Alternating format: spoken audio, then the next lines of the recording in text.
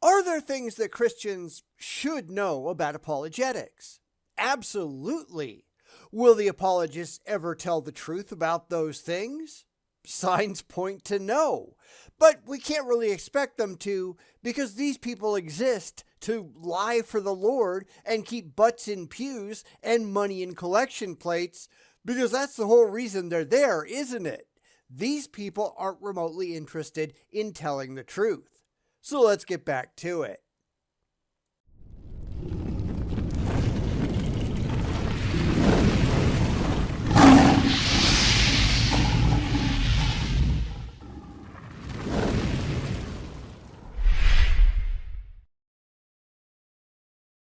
Today, we get to Alisa Childers' fourth point that Christians ought to know, and it's a doozy. This one is going to take some time. It's also the longest point she presents, so we ought to give it the effort that it requires, and that's going to mean some changes. We'll actually get to that one at the end, but today she's going to address slavery in the Bible, and then she's going to make all the standard apologetic excuses for why it's really okay to keep slaves. And we're going to debunk every single last one of them, because this is all just a load of BS. Strap in, because this is going to get interesting. Question number 4. Does the Bible condone slavery? Absolutely. In fact, Dan McClellan just did a video on this, and I'll link to it down in the description because I think that goes into some interesting detail. There is no question that the Bible condones slavery. There is not one word anywhere in the Bible that condemns, outlaws, or declares the owning of another human being as property as wrong, morally, ethically, or legally. This is a lost issue for the religious, but they don't care. They just really want to believe it, and they're just afraid to admit that if they said, well, it's really not a good thing, then they might not be the kind of good Christians they want to think they are. But this undeniable fact just proves that their claims of an objective universal moral standard are just nonsense. It doesn't exist. Their own stupid book proves it. This brings up a couple of different options. First, that God was wrong, since they believe that God inspired everything in the Bible. God said who to enslave, where to buy your slaves, how to treat your slaves, and how to fool your Hebrew slaves into becoming hereditary property that you can pass down to your children. So if slavery is wrong, then God fucked up. Another possibility is that they are wrong. Slavery isn't actually wrong. Modern-day Christians, by and large, think slavery is wrong. But if God said it, well, it's just got to be true, right? There are actually small pockets of Christians out there who think slavery in the modern world is A-okay. Because God said so, right? And morals never change, so it's still got to be fine. These people don't tend to be very vocal, but they're out there. They really are. I've seen them with my own eyes. They'd have slaves in a heartbeat if they thought they could get away with it. They'd also have concubines. A lot of these people would be incels if their religion didn't bullshit women into falling for their God-commanded obedience to men. So these aren't really people we should be looking up to, you know? When Americans hear the word slave, we think of the abuse and forced labor of African Americans in the antebellum South, which was pretty much only pushed by Southern Christians, using the Bible as justification. Now, yes, there were other reasons that don't really get talked about.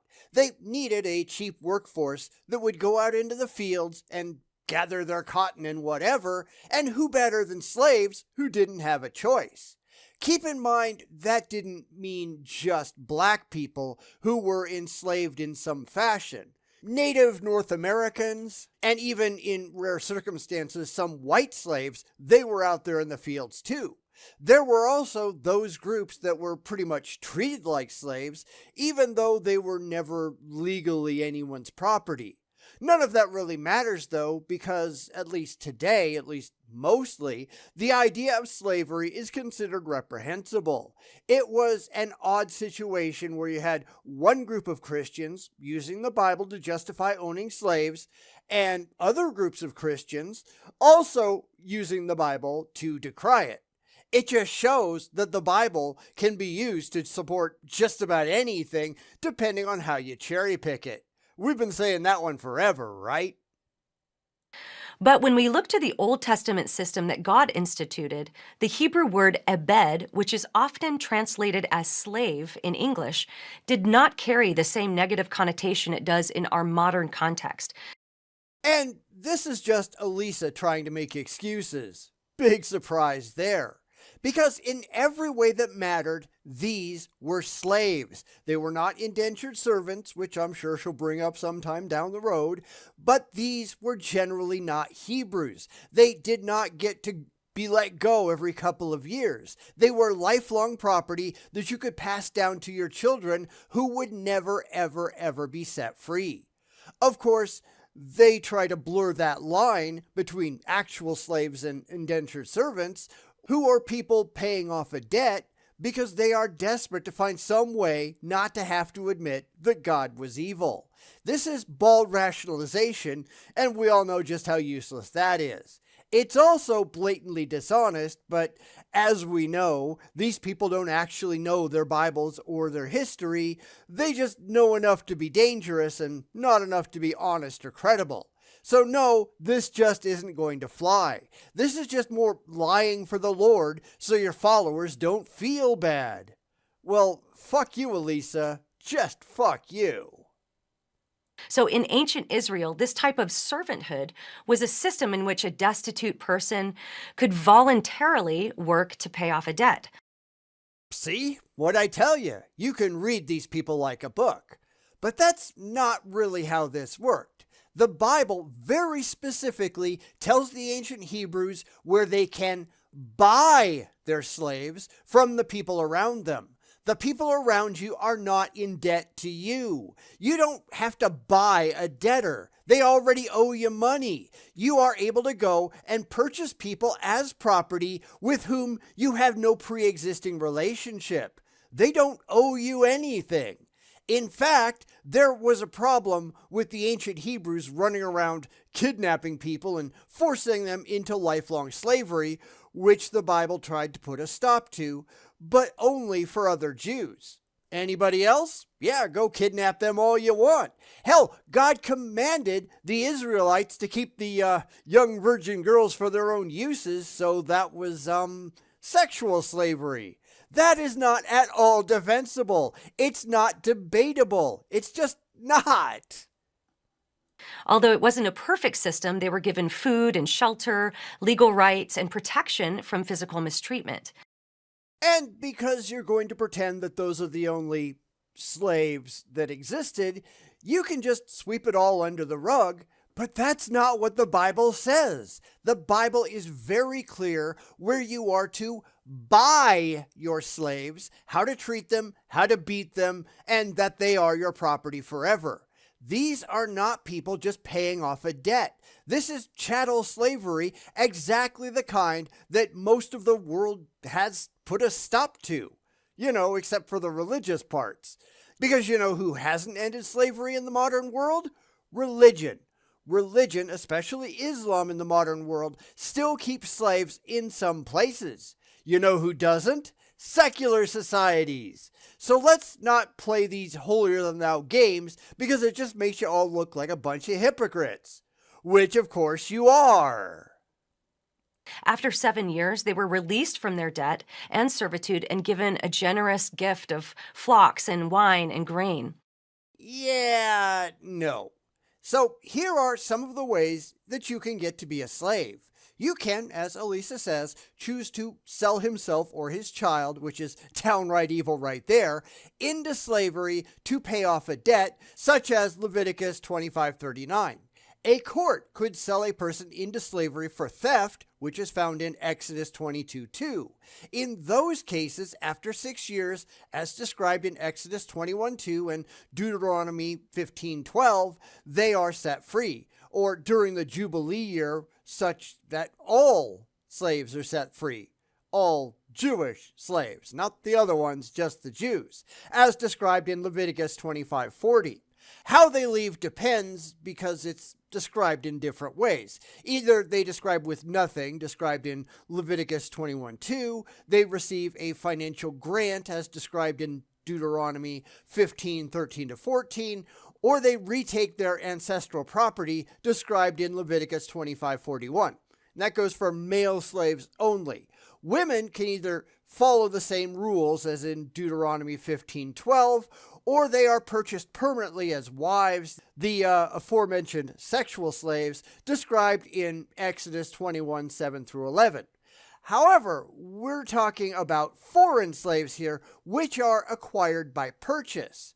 Exodus 12:44, or captured during war, such as in Deuteronomy 20:14, and are owned permanently, described in Leviticus 25:44-46. These are permanent property, except under very, very specific circumstances.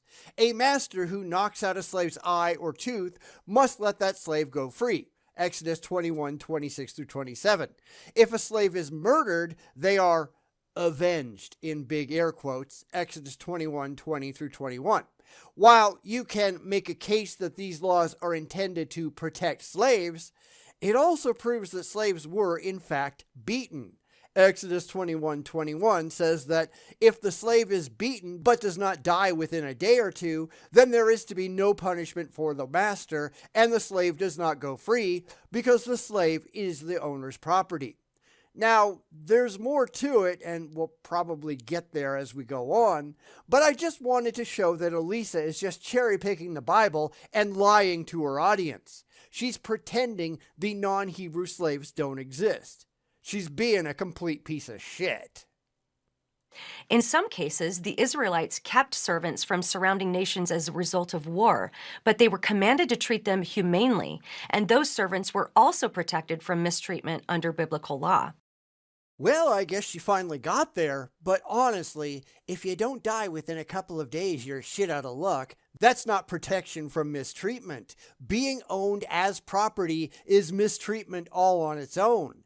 It's not like the slaves they took from conquest signed up for any of this, right? That's chattel slavery, the stuff that she's trying to deny ever happened. She also fails to say, at least so far, since I haven't seen any more than this yet, that you can just go buy your slaves from the heathens, so it's not like these people are spoils of war.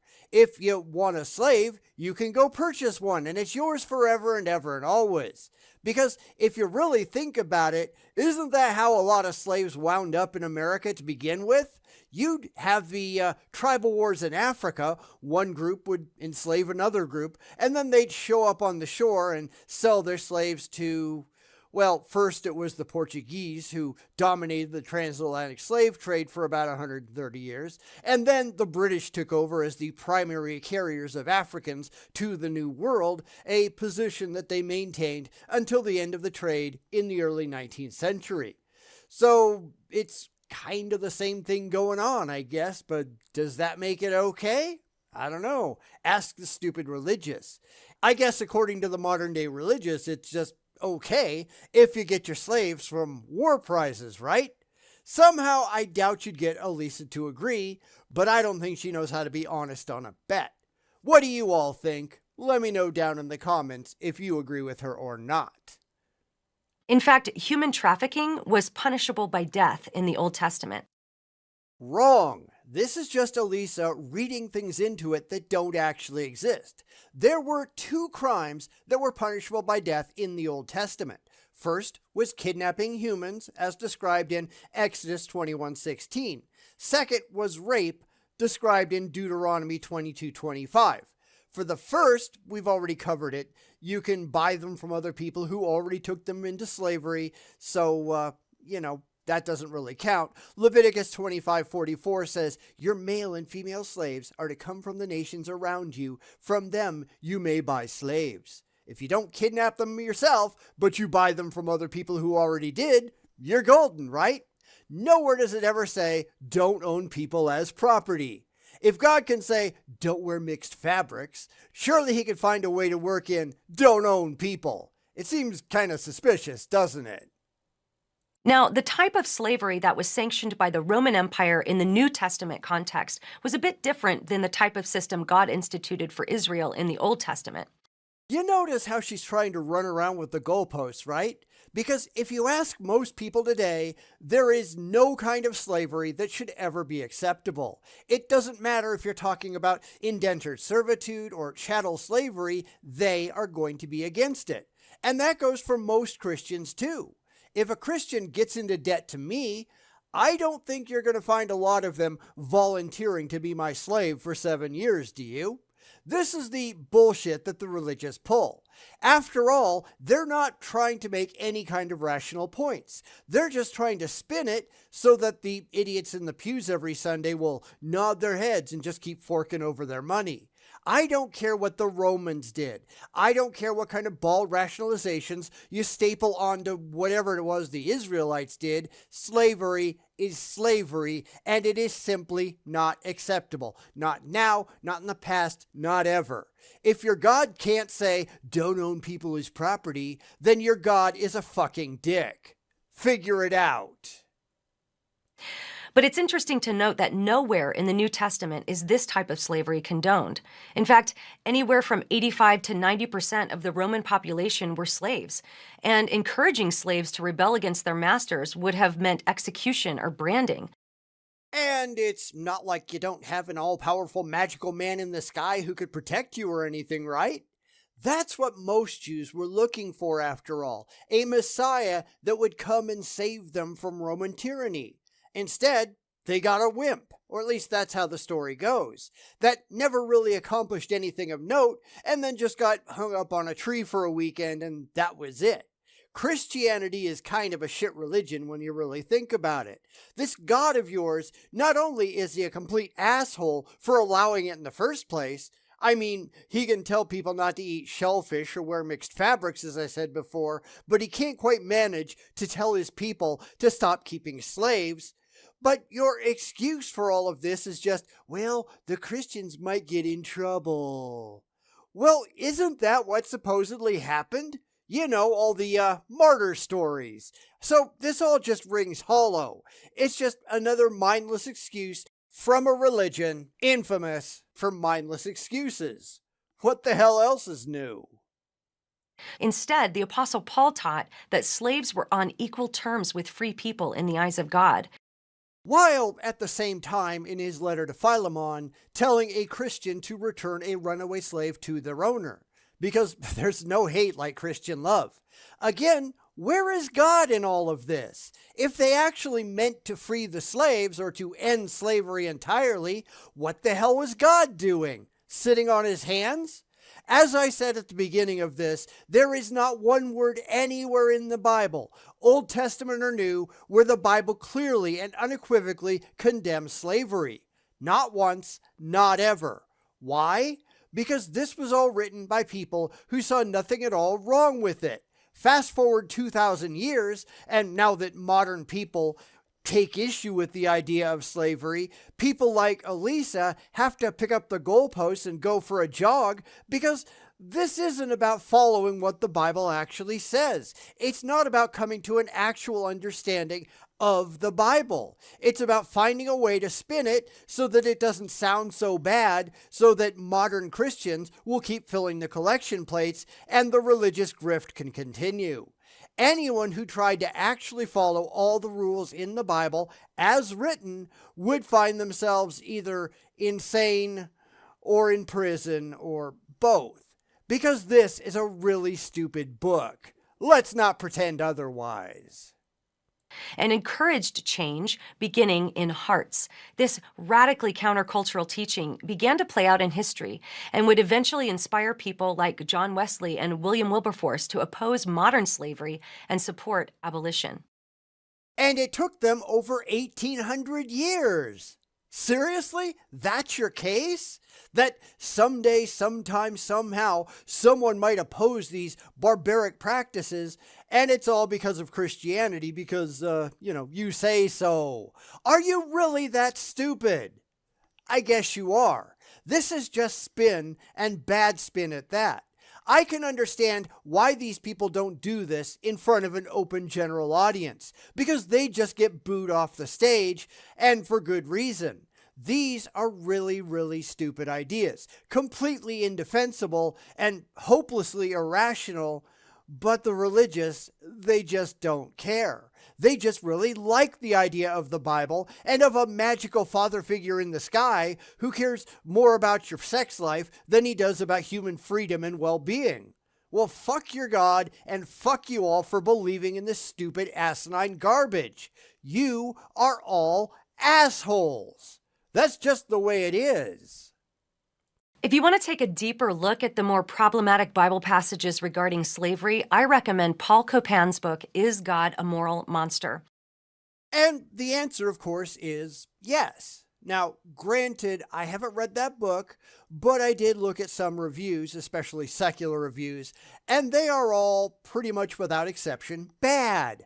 One guy said that this is nothing more than ego stroking for the already devout for making the right choice, while condemning anything said by the secular community as nothing more than the flimsy arguments of the village atheist.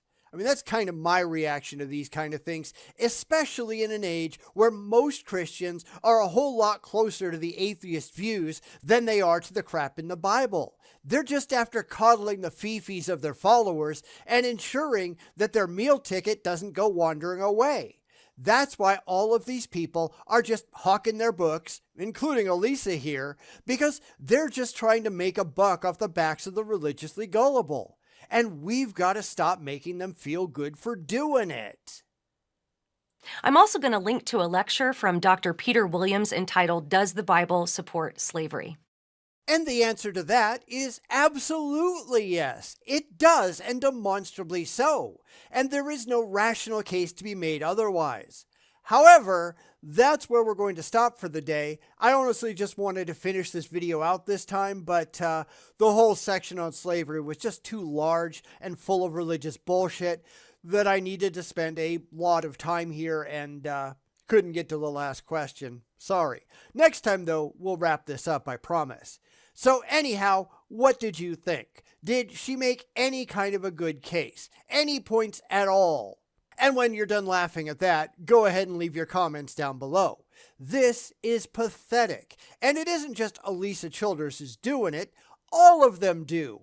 This is just desperation to distract people from blaming their imaginary friend, because if people start doing that, the coffers are going to run dry in short order, and they can't have that, can they? It's why what these apologists are doing isn't explaining, it's rationalizing. It's starting with a conclusion that can never, ever, ever be wrong because, just ask them, and then telling stories about how it could have been, or you should look at it this way, so that the idiots in the pews stick around for another circuit of the collection plate. No, I choose to look at it as it actually seems to be, as the book actually states it. God, or at least the people writing in God's name, clearly and obviously and undeniably allows and promotes owning human beings as property, and there isn't a single passage in the Bible anywhere that shows that to be wrong. Not one, not anywhere. So you have these con men and women making things up and saying, but they really meant this. Then they should have said that, shouldn't they? If God was responsible, he should have known just how bad this would make him look. If it was just people, and let's be honest, it was just people, then you might excuse their lack of foresight, but that still doesn't make any of it worthwhile. Christianity is evil. All religion is. This is just one more log on the pyre that shows just how terrible all of it is. Fuck Christianity and fuck anybody who believes it. You are all reprehensible human beings. You all need to be ashamed of yourselves just as much as the rest of us are ashamed of you.